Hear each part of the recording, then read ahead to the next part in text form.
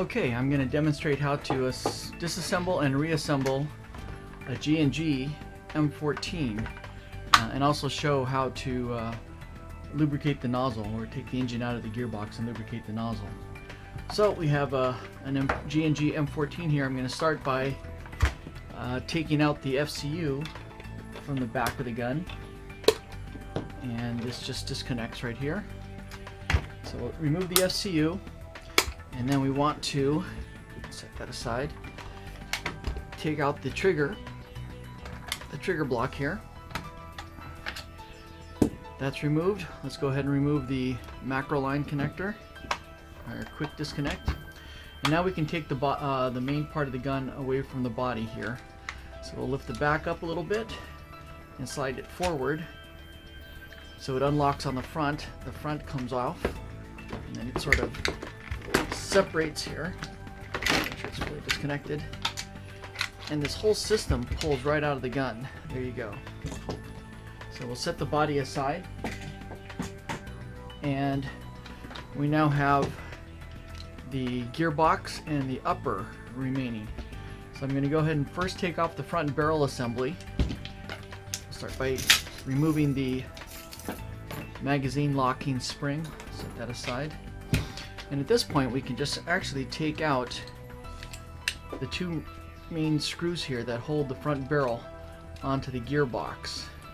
Alright, and once the two screws are removed, we can, actually I'm going to go ahead and take out this one retaining piece here, turn the selector switch and remove that. I'm going to set that to the side. You can now separate the barrel from the gearbox. Just gently push on that, and this whole thing comes right out. So there's the barrel, it's removed. On the, keep this still on there. I'll take that off while it's snapped off. On the hop up, it has a small O-ring to hold the adjustment dial in place. It no longer uses a plastic cap that's on there because it needs clearance for the nozzle. But let's go ahead and set this aside. Okay, now that I've got this out, I'm going to take out the gas tube part here and remove the covering case piece. So now we're down to just the upper and the gearbox. And so let's take the upper off the gearbox. And we'll start by pushing out the pin for the bolt catch here.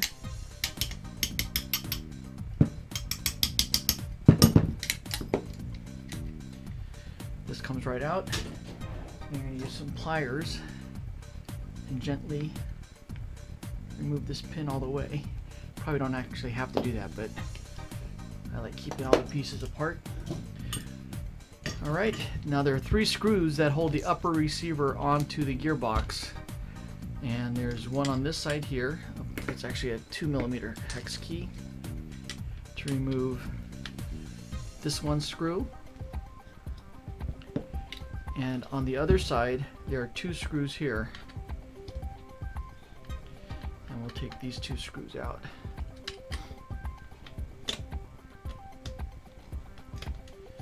Okay, now that that's out, the upper actually will lift straight off the gearbox. And here it is, the modified G&G gearbox shell with a fusion engine added to it. You can see there's the nozzle. It's been milled down to make it fit. Now to take this out of the carriage, you actually don't have to separate the entire gearbox. It technically will pop straight out. You just have to loosen a few screws. The first thing I'm going to do is actually loosen remove the lower retaining screw here. This screw holds the engine in place. So I'm going to just go ahead and pop that out. Once that's out, then I just need to loosen a couple of the screws up here up front. So I'm going to start by I'm going to loosen that screw, and I'm also going to loosen this screw back here. Notice I'm not taking them all the way out, just kind of making it loose. So I can then slightly separate the gearbox half, just like that. This makes it a little bit easier. You can then just get a screwdriver, put it right underneath the front cylinder, and this will pop straight out just like that. Keeps it all together. You don't actually have to take the whole thing apart. Now once this is removed from here, you can actually disconnect everything from the rear circuit board that's mounted on the back motor cage. But I'm just going to go ahead and leave it together because all I'm going to do is show how to remove the nozzle. This is a one-piece CNC nozzle up here at the front, and if you can see closely, there are two set screws. There's a set screw here at the front which seals off the nozzle, and that's also what you use to adjust the maximum FPS, and I'll show that in a second. And there is a set screw here at the bottom. This is an 8/32 set screw down here. 832, not 8/32, an 832 set screw, which you use, I believe it's this tool here. And you loosen the bottom set screw first. So you take that out, and once that is off, you can actually then remove the front part of this nozzle. Might take a little bit of effort here, which is good because it should be on there pretty firmly. I'm going to use a little screwdriver here to help me pop this off. There you go. Okay, this is the L portion of the Z nozzle, and that comes right off. Once that's removed, this nozzle can actually be extracted from the front cylinder. So we're going to take the front cylinder off by just removing the one banjo valve down here. Once you remove that banjo valve, the cylinder can be unscrewed and the nozzle can be popped out.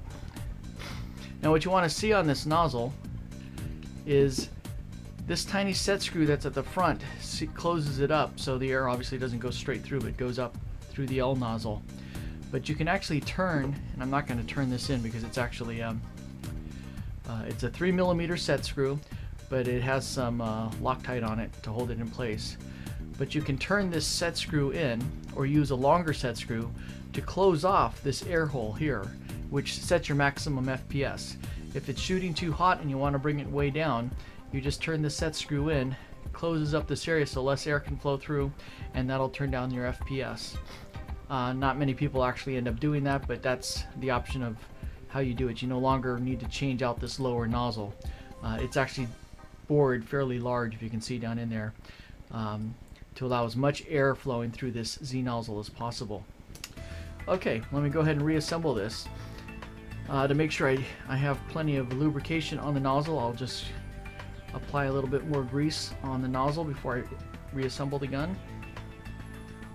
Okay, and you take the lower part of the nozzle, insert it into the cylinder first. Keep it so the set screw divot is at the bottom, and you sort of guide that through and then set it so the set screw is accessible at the bottom here, openings at the top. You want to reassemble this. I'm going to put a little bit more grease here. Reassemble this onto the cylinder first, so you have this spring to help you hold the nozzle in place. I'm going to put that on there. I'm going to go ahead and reattach the banjo valve.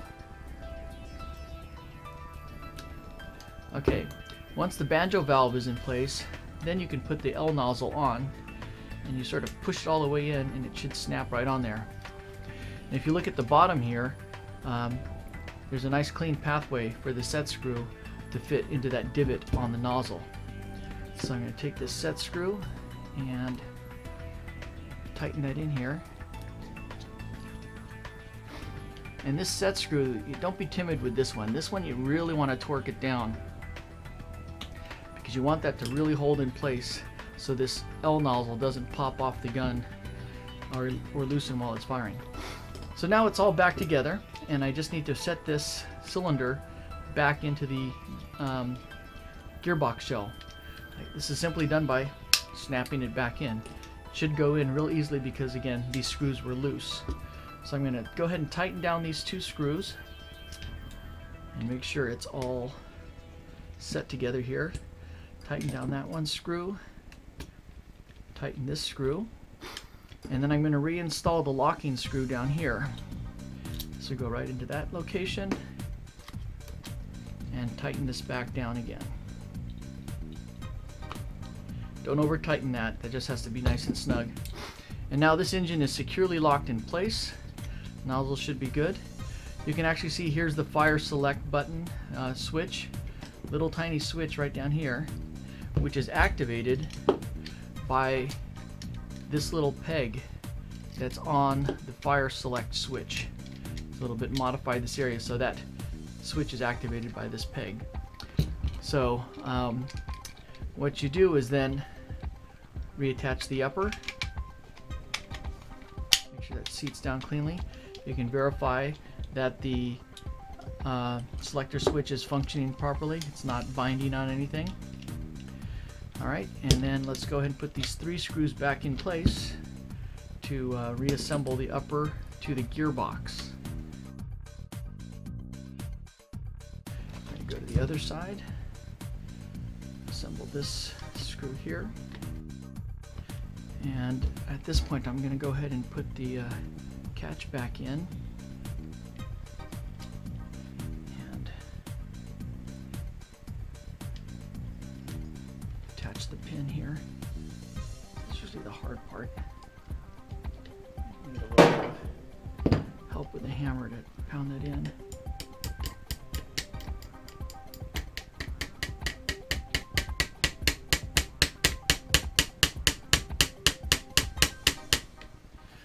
There you go. Okay, bolt catch is back in, upper is assembled to the lower. Next thing you want to do is now reinstall the barrel. I'm going to go ahead and let's put this cover back on here. There you go. Actually, before I install the barrel, I'm going to attach the cover plate and go ahead and attach the gas tube part here, so it all sits inside the rail that it's meant for. Then I can insert that here, insert the barrel, and that all holds together. Alright, next you just reinsert these the main 2 locking screws here. Okay, once that's tightened down, I can then actually replace the spring. Put this back in place here. Let's guide this together so it locks into place. There you go. And let's put this piece back on here. This will go right on here like this and catch on there. Okay, we're all back together, and it's time to put this back into the body. When assembling this into the body, you want to make sure that the air hose goes under the motor cage. You can see it goes on one side here, and the wire harness goes under the motor cage on the other side. Can't go above, as it'll get pinched inside the stock, at least on this model, so they need to go underneath. So I'm going to go ahead and grab the body, and the way I insert this into the body is you want to get the air hose down through the gun first to come out the bottom. So you sort of fish the air line into the hole on the bottom until it comes out. Once you've got that in there, then you can take the wire harness and push that through into the stock.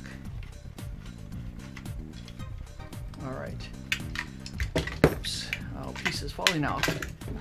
Let's go put this piece back on here.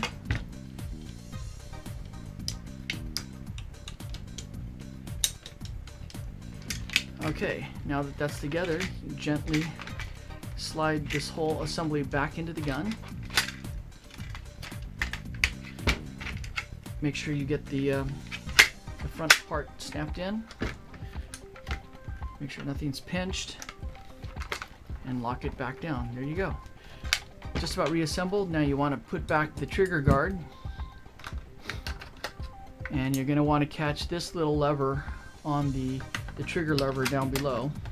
So sometimes you have to push it back and forth a little bit till it sits down just like that. So it seats properly, and pop that down. Last thing you would add is the macro line connector, and there you go. M14 G&G Fusion engine gun, reassembled. FCU goes in the stock along with the battery, and you're good to go. I'm actually going to go ahead and show the gun shooting. So I'll start by, I'm going to add the air line to the gun here, and plug the FCU into the wire harness and attach a battery here. And let's go ahead and just gently push this into the stock. So that's just out of the way for now.